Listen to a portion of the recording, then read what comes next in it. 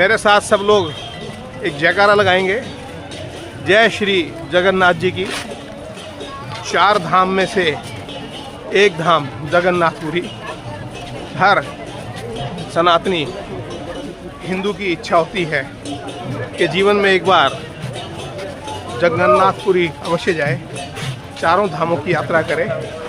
और 4 धाम जब भी पूरे होंगे जब आप जगन्नाथ धाम पहुँचेंगे। तो ये हम आए हैं जगन्नाथ धाम, और वो भी रथ यात्रा में। जगन्नाथ जी की जो रथ यात्रा है वो आज से शुरू हो रही है। प्रभु जगन्नाथ, बलभद्र और सुभद्रा जी अपनी मौसी के घर इस यात्रा से जाएंगे।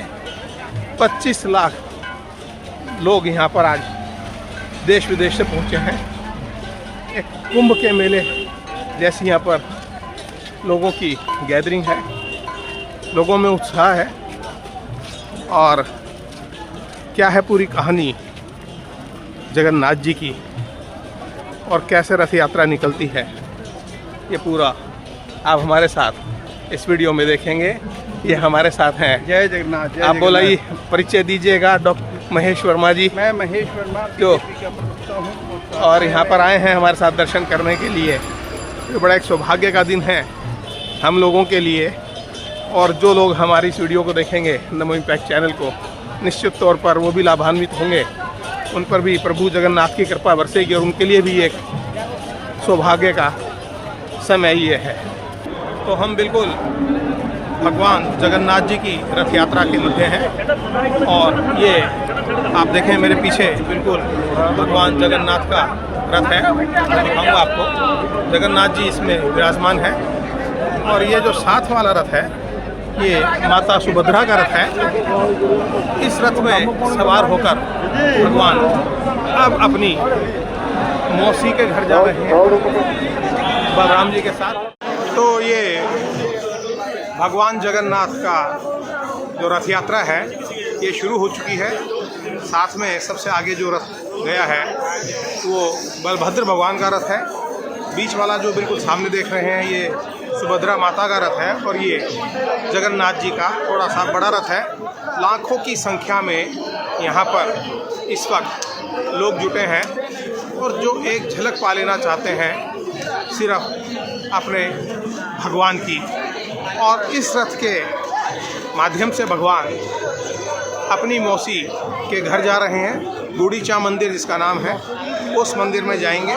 वहाँ पर 1 हफ्ता भगवान विश्राम करेंगे। उसके बाद यहाँ पर वापस आकर विराजमान हो जाएंगे, स्थापित हो जाएंगे। जो मेरे पीछे मंदिर है, जो जगन्नाथ जी का मंदिर है, जो 4 धाम में से एक मंदिर है, माता लक्ष्मी यहाँ पर रह गई। खास बात ये है, ये जो है आप मानकर चलिए कि ये जो है कि जैसे ये द्वापर युग की बात करें, उस वक्त भी ऐसा था कि भगवान ने अपनी बहन के साथ जाना उचित समझा मौसी के घर। लेकिन माता लक्ष्मी अंदर विराजमान है। और ये माना जाता है कि वो इस वक्त नाराज़ हैं। इस बात से नाराज़ हैं कि भगवान अपनी बहन के साथ और अपने भाई के साथ चले गए, लेकिन उनको लेकर नहीं गए हैं। तो उनको मनाने का काम भी चल रहा है। और इस मंदिर में हमने यहाँ पर 56 भोग का भी प्रसाद लगाया। बहुत अच्छा प्रसाद है। और ये जो जगन्नाथ मंदिर है इसकी खासियत ये है कि जो बड़ी अचरज करने वाली है, जिसको आज तक कोई वैज्ञानिक भी नहीं समझ पाया, कि यहाँ जो प्रसाद पकता है वो हांडियों में पकता है। सबसे ऊपर वाली हांडी जो है वो सबसे पहले उसके अंदर जो प्रसाद होता है वो तैयार होता है। नीचे वाली हांडी बाद में पकती है। जो मंदिर का झंडा है, जब भी आपने दूर से देखा कि वो जो हवा के विपरीत दिशा में झंडा हमेशा लहराता है। मान लीजिए समुद्र की तरफ से हवा आ रही है और पश्चिम में चल रही है, तो पश्चिम से पूर्व की तरफ वो झंडा चलेगा। तो हमेशा और आसपास कोई पक्षी नहीं है। मंदिर के ऊपर से कोई पक्षी नहीं। यहाँ पर मंदिर के आसपास जरूर पक्षी है, लेकिन मंदिर के ऊपर से कोई पक्षी नहीं गुजरता है। तो इस तरह के यहाँ पर अचरज हैं। और भगवान को ये माना जाता है कि भगवान का दिल धड़क रहा है। भगवान को एक बच्चे की तरह यहाँ पर ट्रीट किया जाता है। उनको दवाई भी की जाती है, वो बीमार भी होते हैं भगवान। और साथ में भगवान को जो है उनका जो दैनिक जो क्रियाएं होती हैं वो भी करवाई जाती हैं। उनको प्रसाद भी लगाया जाता है। तो सारे जो एक बच्चे के साथ क्रियाकलाप होते हैं वो भगवान के साथ यहाँ पर किए जाते हैं। तो इस प्रकार के 10 आश्चर्य यहाँ पर हैं कि मंदिर के ऊपर जो सुदर्शन चक्र है वो हर दिशा से, किसी भी दिशा से आप अगर देखें तो एक जैसा दिखाई देगा, ऐसा लगेगा उसका मुख आपकी तरफ है। और हम चाहेंगे कि ये देखिए, आप इसका आनंद लें। और कोरोना में भी ये स्तंभ, अच्छा अरुण स्तंभ है, ये गणेश स्तंभ है। अच्छा अरुण स्तंभ है। तो इसका क्या है, इसमें स्तंभ का क्या खासियत है? ये भगवान का एक स्तंभ है। अच्छा, भगवान का स्तंभ है ये। हाँ बताइए, चलिए पंडित जी। ये अरुण स्तंभ है। हाँ, कहा जाता है कि इसी के हाइट में भगवान विराजमान है, वो सिंहासन इसी के हाइट में बना हुआ है। अच्छा, जितना इसका हाइट है उतने में भगवान जी वो का जो height। अरुण भगवान, हमने देखा अंदर नरसिंह भगवान भी हैं और बहुत सारे मंदिर हैं। इसके अलावा हनुमान जी की एक कथा आप बता रहे थे हमें। हनुमान जी बेड़ी वाले हनुमान जी हैं। नहीं बेड़ी वाले नहीं, उनके काम में कान उनके पैर में बेड़ी पड़ी है और वो शायद वो कुछ वो बेड़ी वाले हनुमान मंदिर। हाँ, तो उसका समुद्र के किनारे। हाँ, उसका क्या है वो जरा बताइए। वो एक्चुअली दमोना जो बेड़ी हनुमान विषय कौन अच्छी ये कौन था ये वो बेड़ी वाले हनुमान जी का क्या है, आप थोड़ा सा बताइएगा। जय जगन्नाथ जी। जय जगह। हाँ जी, समुद्र के किनारे मंदिर है। जब भगवान जी स्वयं करते हैं तो समुद्र में जो आवाज़ आता है, भगवान जी सो नहीं पा रहे थे, इसीलिए चारों दिशा में चारों हनुमान को विराजमान किए हैं। पश्चिम दरवाजे में जो बेड़ी का हनुमान है वो एक दिन चले गए थे अयोध्या राम जी से भेंट करने के लिए। जो जगन्नाथ जी हैं वही राम हैं, उनको पता नहीं था। जब चले गए अयोध्या देखने के लिए, जब आए तो देखे अयोध्या में राम नहीं है, इसलिए तुरंत भाग के चले आए जगन्नाथपुरी। वहाँ पर जो रहे वो देखे राम, अपने रूप में देखे राम को। जब वहाँ पर राम को देखे तो हनुमान जी ने वहाँ पर खड़े रह गए कि हम तो देखने गए थे अयोध्या में, तो राम जी तो यहाँ पर है। उसी दिन से जगन्नाथ जी राम के रूप में अवतार उनको दर्शन दिए थे।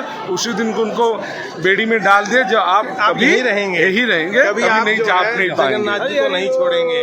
तो इस प्रकार की बहुत सारी कथाएं हैं। जो समुद्र का शोर है वो मंदिर के अंदर तक नहीं आता है, तो ये सब बातें भी हैं। तो कुल मिलाकर हमने आपको दिखाया रथ यात्रा का, आप भी आनंद लीजिए। और ये रथ यात्रा जो है खासतौर से जो कोरोना काल था उसमें भी इसको बंद नहीं किया गया, क्योंकि ये कहते हैं कि ह्यून-सांग ने भी अपने जो यात्रा वृत्तांत लिखा है उसमें भी इस यात्रा का जिक्र किया है। इसके अलावा जो पुराणों के अंदर भी इस यात्रा का जिक्र है, और इसलिए ये यात्रा अनंत काल से चलती आ रही है। किसी को नहीं मालूम कि कब से यात्रा चल रही है। हमें उम्मीद है कि आपने आनंद लिया होगा हमारी इस रिपोर्ट का। जय जगन्नाथ जी। बलराम जी का रथ आगे है, बड़े भाई हैं इसलिए आगे, बीच में माता सुभद्रा सुरक्षा की दृष्टि से, क्योंकि वो उनकी बहन है। और सबसे आखिरी में ये चलेंगे इसमें भगवान जगन्नाथ। और रथ यात्रा में शामिल होना, उस रथ को खींचना अपने आप में एक बहुत ही सौभाग्य की बात है।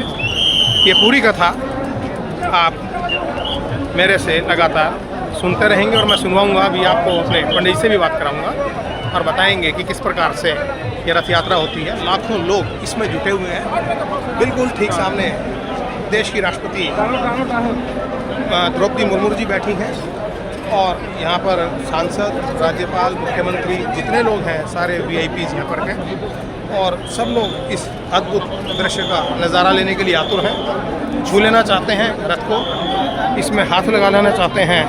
जो रथ का खींचने के लिए रस्से लगाए गए हैं, बड़े बड़े, सुरक्षा का बहुत ज़्यादा कड़ा इंतजाम है। आपको हमारी ये रिपोर्ट पसंद आई होगी। आपको पता चला होगा कि जो 4 धामों में से सबसे प्रमुख धाम ये जगन्नाथ धाम है, इसकी क्या कथा है। और हम चाहेंगे हमारी वीडियो को आप लाइक करें, शेयर करें और प्रभु जगन्नाथ जी का आप दर्शन करें, उनकी कृपा आप पर बनी रहे। जय जगन्नाथ।